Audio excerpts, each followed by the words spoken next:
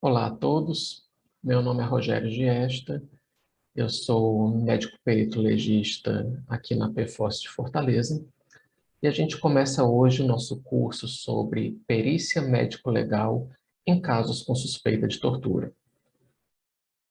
Nossa primeira aula hoje vai ser falar sobre a parte mais introdutória, a parte da legislação, e eu gostaria de deixar bem claro que essas aulas não são uma opinião pessoal minha. Elas estão baseadas 100% na literatura, tá? Não quer dizer exatamente que sigam a minha opinião pessoal.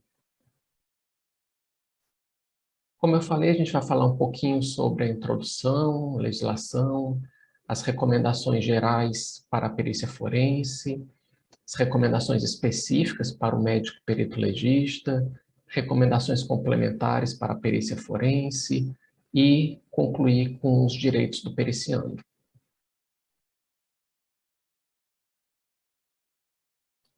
E a gente começa com uma pergunta.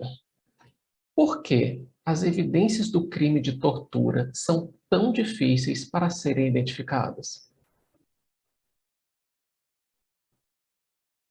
E a gente vem com algumas possibilidades de resposta, né? Existe um déficit no encaminhamento dessas vítimas de tortura para serem periciadas na perícia oficial? Quando elas são encaminhadas para a perícia oficial, a presença do agente da polícia dentro da sala pericial, no exame, por exemplo, cautelar, isso aí pode influenciar de modo a impedir, inibir que a vítima da tortura realizada pelo policial, nesse caso, relate essa tortura.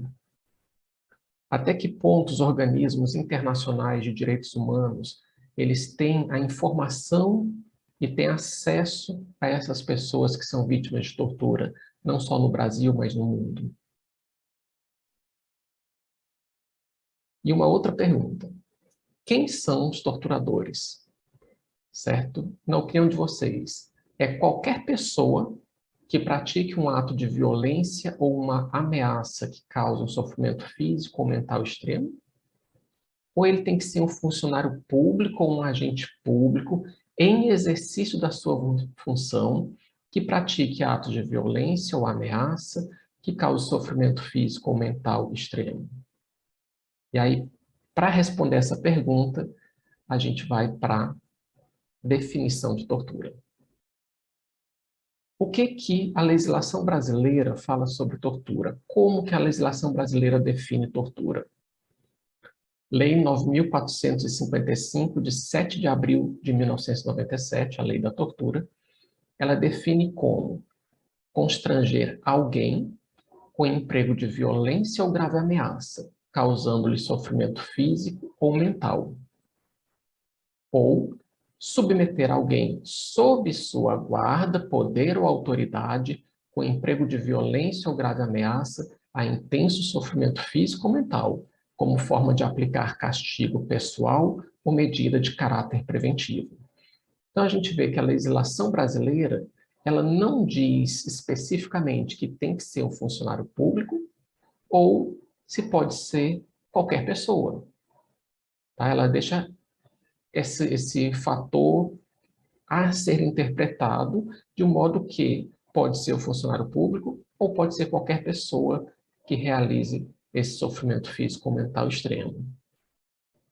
Já na Convenção Interamericana para prevenir e punir a tortura, ela é bem clara. Tortura é todo ato pelo qual são infligidos intencionalmente a uma pessoa penas ou sofrimentos físicos ou mentais com fins de investigação criminal. Tá? Então, ela fecha bem que a tortura ocorre com fins de investigação criminal. Então, seria realmente causada, agida, né, por funcionário público no exercício da sua função de investigação criminal. E a ONU?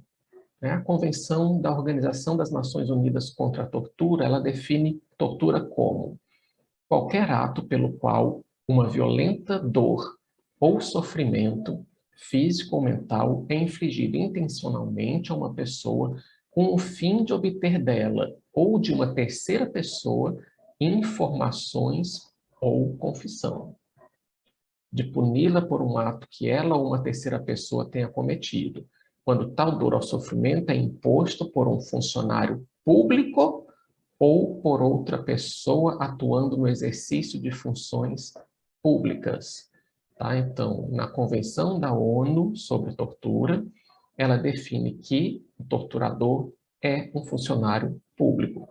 Então, a gente percebe que internacionalmente tem uma tendência a considerar o torturador aquele funcionário público que está no exercício das suas funções, normalmente fazendo uma investigação criminal. E no Brasil? Como é que são os crimes de tortura no Brasil? Raras vezes é solicitado um exame pericial específico para crime de tortura. Quem de nós já recebeu uma guia policial em que estava escrito solicitando um exame de lesão corporal tipo tortura? Eu nunca recebi. Acredito que a maioria de nós também não. E outra questão na tortura no Brasil é que a maioria dos órgãos periciais contam com aspectos negativos em comum. Falta de recursos humanos, recursos materiais, recursos financeiros, a ausência de padronização de metodologias e de procedimentos, ou, quando tem esses POPs, eles não são seguidos, não são executados, não são normatizados. E, no terceiro ponto, uma permanência de uma cultura policialesca nos efetivos das perícias científicas. Isso vem do Protocolo Brasileiro de Perícia Forense no crime de tortura. No Brasil, a complexidade e a deficiência do sistema prisional revelam uma fragilidade no controle e no monitoramento das atividades penitenciárias, contribuindo para a prática de tortura naquelas instalações penais. E aqui é um relatório sobre tortura no Brasil, elaborado pela ONU, e que eu achei bem marcante, acho que bem importante isso aqui. De acordo com ONGs e promotores, os delegados ou os policiais que acompanham uma vítima de tortura a um IML muitas vezes ditam ao médico legista o conteúdo de seu laudo. Além disso, muitos dos detentos com quem o relator especial da ONU entrevistou informaram que, por meio de represálias, quando examinados em um IML, não se queixavam dos maus tratos a que haviam sido submetidos. Eles, muitas vezes, se queixavam de ter sido levados ao IML por seus próprios torturadores e de terem sido intimidados e ameaçados durante o translado. Eu acho muito importante esse relato, essa denúncia, de que, muitas vezes, os delegados ou os policiais que acompanham a vítima de tortura ao IML ditam ao médico legista o conteúdo de seu laudo. Particularmente, eu nunca sofri isso e nunca não soube de nenhum colega da PFOS Ceará que tenha sofrido isso. Mas isso está no relatório da ONU. Então, a gente tem que tomar cuidado, isso é importante. Não sei, será que isso acontece em outros estados do Brasil? Não sei. Continuando, né? As recomendações gerais para a perícia forense nos casos com suspeita de tortura. Todos os órgãos periciais devem criar uma unidade especializada de direitos humanos, que garanta a agilidade da realização de perícias nos casos com tortura e outros crimes conexos. né? Então, segundo o Protocolo Brasileiro de Perícia Forense no crime de tortura, as instituições periciais deveriam ter uma unidade especializada em direitos humanos para tratar exclusivamente dos casos de tortura e conexos. O histórico e os exames materiais dos locais onde houve vítimas, quer sejam fatais ou não, com suspeita de ocorrência de tortura, devem seguir protocolos nacionais e internacionais. Isso aí é bem claro, né? Qualquer perícia tem que seguir protocolo. E uma perícia de crime de tortura, mais ainda, ela tem que ser realmente protocolada.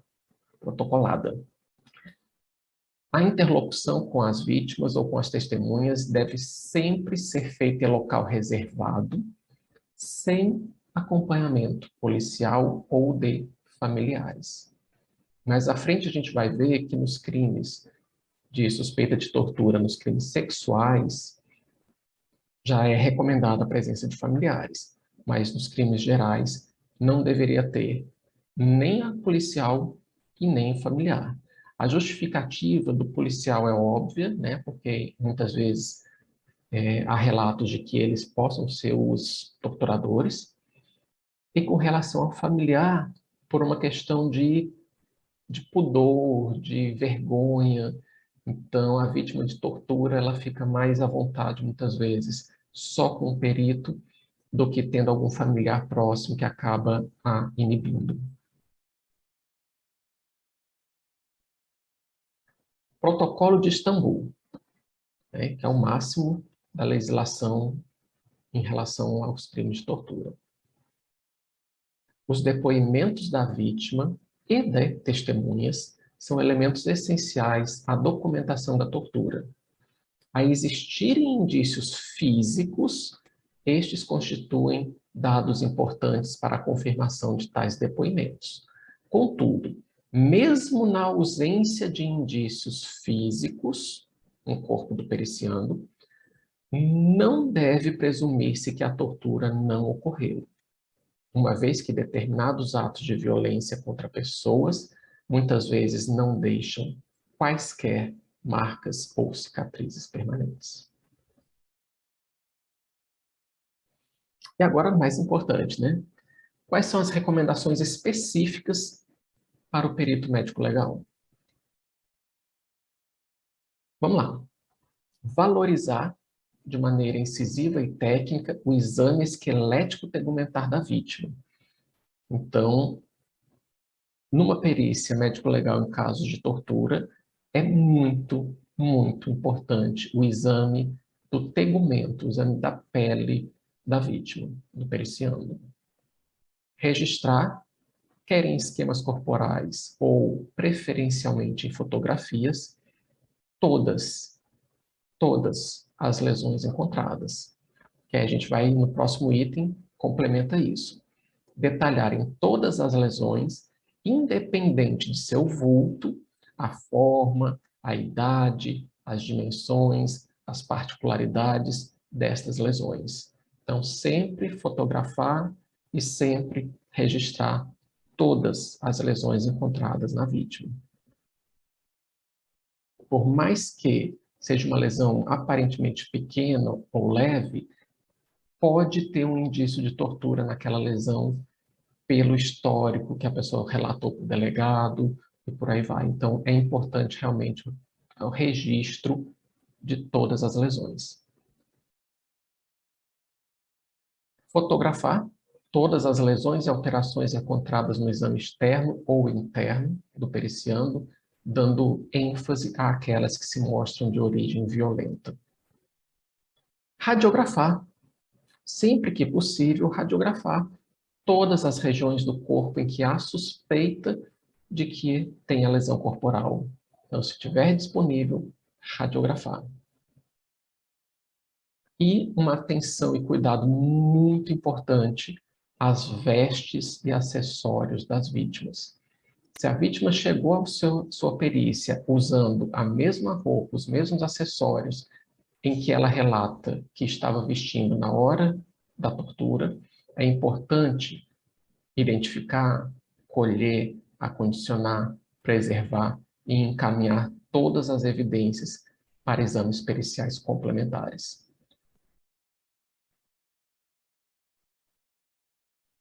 Examinar a vítima de tortura sem a presença dos agentes de custódia. Tá? Então, o policial não deve estar junto durante um exame de perícia em casos de suspeita de tortura. Trabalhar, quando possível e necessário, em equipe multidisciplinar. Né? Então, exames complementares, quer seja laboratorial, toxicológico, histopatológico, no caso de cadavérico, solicitar exame psiquiátrico, exame odontolegal. Então, assim, sempre que possível e necessário, o trabalho com uma equipe multidisciplinar. E aqui a gente complementando, usar os meios subsidiários de diagnóstico que estiverem disponíveis, com destaque para os exames psiquiátricos, psicológicos, odontológicos, histopatológicos e toxicológicos. Além de, aqui a gente muda a bibliografia, né, passa a falar sobre um artigo do França, Genival Veloso França, a perícia em casos de tortura.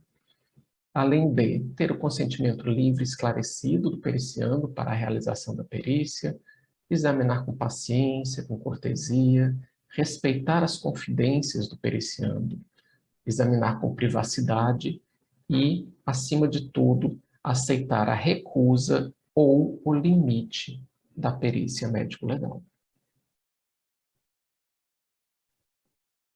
Voltando aqui ao protocolo de Istambul, o laudo da perícia médico-legal deve ser factual e cuidadosamente redigido, devendo-se evitar as gírias médicas, termos técnicos. Toda terminologia médica deverá ser definida em termos que permitam a sua compreensão por leigos, tá? Especificamente nos casos de vítimas com suspeita de tortura. Evitar termos técnicos, termos médicos. E quais são as recomendações complementares para a perícia forense? Membros do Ministério Público, Defensoria Pública, Poder Judiciário devem receber orientações de como atuar nos casos de crime de tortura. Eles têm que saber o que solicitar, como solicitar, quando solicitar para a perícia forense. Deve ter a criação de equipes interdisciplinares nos IMLs, compostas por psiquiatras, psicólogos, dentistas, o farmacêutico, laboratório, né, com o objetivo de ter um exame mais completo do periciando, mais completo possível do periciando, dando grande ênfase aos psicólogos e psiquiatras, porque, via de regra, todo ou quase todo periciando vítima de tortura, ele vai ter algum transtorno psicológico ou psiquiátrico, mesmo que temporário, e é importante que esses profissionais avaliem os efeitos psicopatológicos ocorridos durante o ato da tortura. E, é claro, é óbvio, centro de estudo, é importante o centro de estudo, tem que ter programas permanentes de treinamento específico dos órgãos periciais, não só local, mas nacional e até internacional, seguindo os protocolos de trabalho, protocolos nacionais, protocolos internacionais. Os médicos legistas têm que ter conhecimento desses protocolos e têm que aplicar esses protocolos. E os direitos? Quais são os direitos do periciando? Começa pela Constituição Federal de 88. Tá?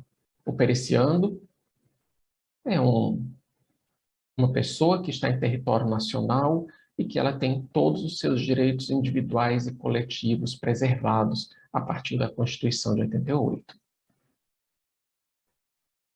Está escrito que ninguém está obrigado a fazer alguma coisa senão em virtude da lei. Então, cabe ao periciano decidir se quer ou não se submeter a determinados testes ou exames. ciente de que arcará com o ônus ou com o bônus da sua aceitação ou da sua recusa. Tá? Então, o periciando ele tem o direito de decidir se ele quer ou não se submeter a todos os exames. Ele quer fazer só a história, quer fazer só uma parte do exame físico, não quer o exame laboratorial. Ele tem o direito de definir o que ele pretende, o que ele autoriza. Para isso, ele tem que ter conhecimento dos objetivos das perícias, conhecimento do objetivo dos exames que ele está sendo submetido. E para isso, ele tem que estar consciente de toda a perícia para ele aceitar ou não, para ele dar o consentimento livre, esclarecido ou se negar. Ele tem que ser submetido a exames em condições higiênicas e por meios adequados. Ele pode recusar o exame em todo ou em parte. Ele não é obrigado a fazer o exame só porque ele chegou lá na nossa sala. Ele pode se recusar, é um direito dele. E nós temos que acatar isso. Ele tem que ser examinado em um clima de respeito e confiança. A perícia tem que ocorrer em um ambiente de respeito, sem censura, sem preconceitos, sem ao examinar, ter aquela ideia de preconceitos daquele periciando, daquela vítima, do que ele sofreu, do que ele fez. A gente não pode ter esses preconceitos. Tem que respeitar o periciano independente do crime que ele tenha cometido ou que ele seja suspeito de ter cometido, por mais hediondo que seja.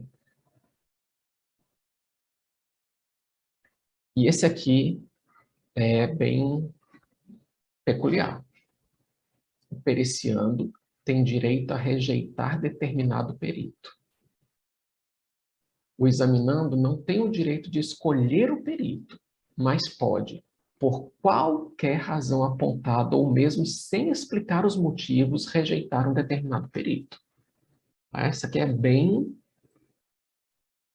está na literatura. Ele tem que ter suas confidências respeitadas, né? Se ele se recusar a dizer, não, eu falei aqui, mas eu não quero que seja registrado. Ele tem o direito de requerer isso. E, desde que isso não comprometa a qualidade da perícia, ela pode ser acatada. Ele tem direito a ter um médico de sua confiança como observador durante o exame pericial.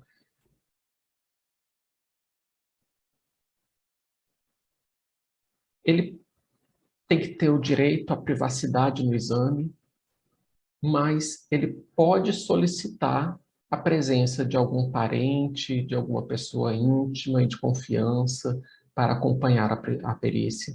E ela deve ser aceita, desde que não prejudique a realização da perícia. Ele tem o direito de rejeitar a presença de peritos do gênero oposto. Tá? Então, se o periciando é um homem, ele pode exigir que seja feita a perícia por outro homem.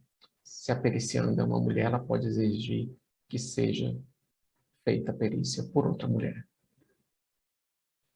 E exigir a presença ou ausência de familiares durante os exames. Ele deve ser avaliado de forma objetiva e imparcial. Novamente, imparcial, sem preconceitos.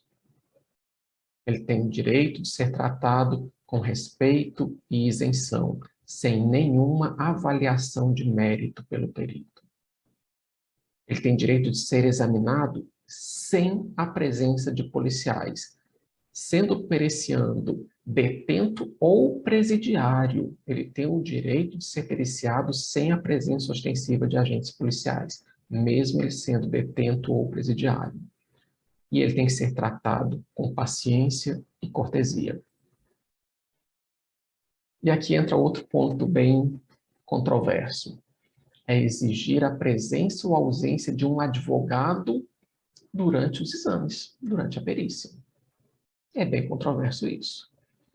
A Lei 8.906 de 94, que dispõe sobre o Estatuto da Advocacia da IAOAB, diz que são direitos do advogado ingressar livremente em qualquer edifício ou recinto em que funcione repartição judicial ou outro serviço público, onde o advogado deva praticar ato ou recolher prova ou informação útil ao exercício da atividade profissional, dentro do expediente ou fora dele, e ser atendido, desde que se ache presente qualquer servidor ou empregado. Por outro lado, o parecer do CFM 31 de 2003 estabelece que a perícia médica é um ato privativo de profissional que exerça a medicina e o médico perito tem plena autonomia para decidir pela presença ou não de pessoas estranhas ao ato médico pericial. Vê que é bem controverso, né? Os juristas, os advogados alegam uma lei, os médicos podem alegar um parecer. E aí vamos ao França. E o que o França diz?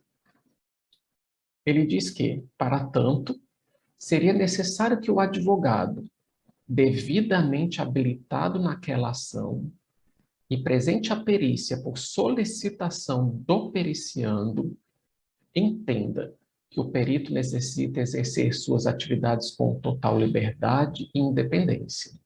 O advogado não poderia ter participação ativa, indiscreta e nem causar confrontos. Tá? Então, o França, ele, por essa frase que eu peguei do livro dele, 11ª edição do livro Medicina Legal do França, ele acaba dizendo que pode, né, com devidas características, né, devidamente habilitado naquela ação, ser solicitado pelo periciando e não se intrometer na perícia, não participar ativamente, indiscretamente, nem causar confrontos. Então, até por aí, a gente conclui que o advogado ele pode participar da perícia. E aqui a nossa bibliografia, certo? A gente acaba por aqui. Nossa primeira aula acaba por aqui. Muito obrigado pela atenção de vocês e até a nossa segunda aula.